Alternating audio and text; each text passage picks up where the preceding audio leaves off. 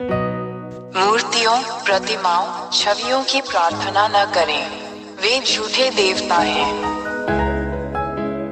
मूर्तियों, प्रतिमाओं, छवियों की प्रार्थना न करें, वे झूठे देवता हैं। मूर्तियों, प्रतिमाओं, छवियों की प्रार्थना न करें, वे झूठे देवता हैं। मूर्तियों, प्रतिमाओं, छवियों की प्रार्थना न करें, वे झूठे देवता हैं।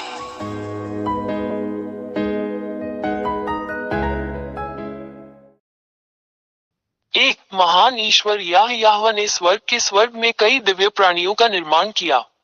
उनमें देवदूत भी शामिल हैं।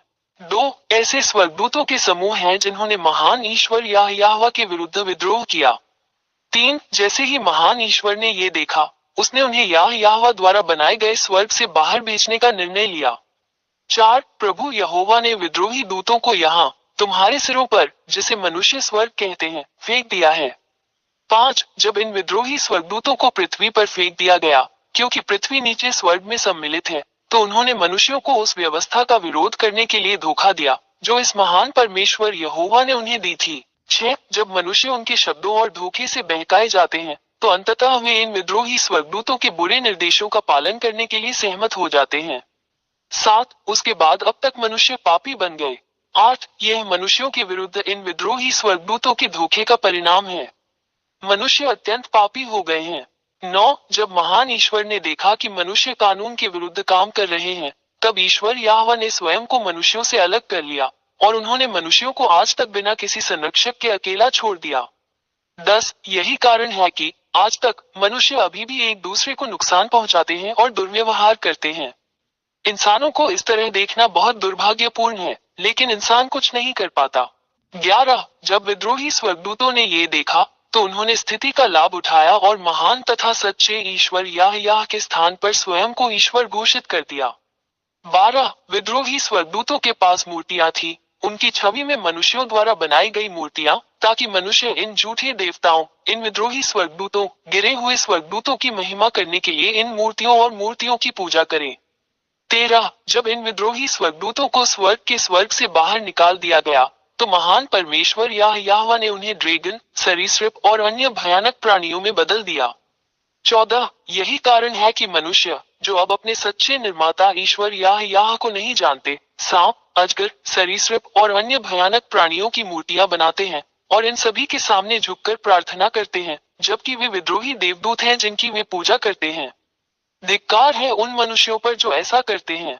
15 ये गिरे हुए स्वर्गदूत जिनसे मनुष्य मूर्तियों, प्रतिमाओं, छवियों के माध्यम से प्रार्थना करते हैं, उन्हें हम राक्षस या शैतान कहते हैं।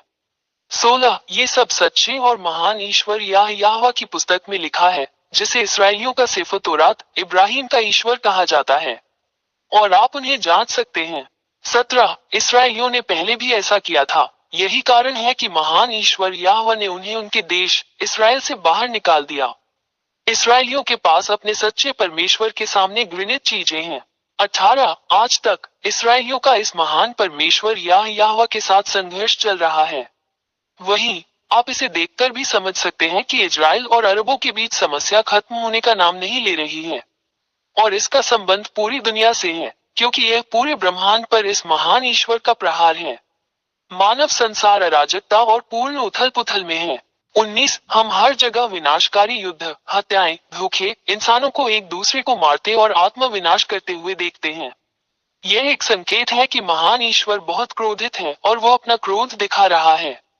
20 हम आपको शीघ्र ही एक स्टैंड लेने, अपने उद्धार के लिए बपतिस्मा लेकर महान ईश्वर याहवा के साथ एकजुट होने के लिए आमंत्रित करते हैं, क्योंकि इस ग्रह पृथ्वी का विनाश पहले से ही यहाँ है।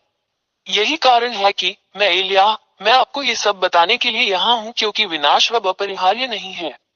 जरा बच के, यदि आप इन शैतानों और राक्षसों की पूजा करना जारी रखते हैं, तो सच्चे ईश्वर का प्रहार आप पर पड़ेगा, जैसा कि इसराइलियों पर हुआ था।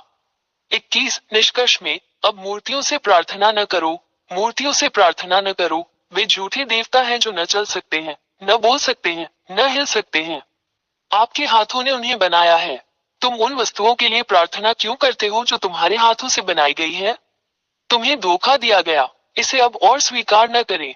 अपने निर्माता परमेश्वर, महान परमेश्वर या यहोवा के पास जाओ। 22 जिस महान ईश्वर से हमें प्रार्थना करनी चाहिए वो वही है जो आपकी दुनिया और ब्रह्मांड के बारे में सब कुछ निर्देशित करता है।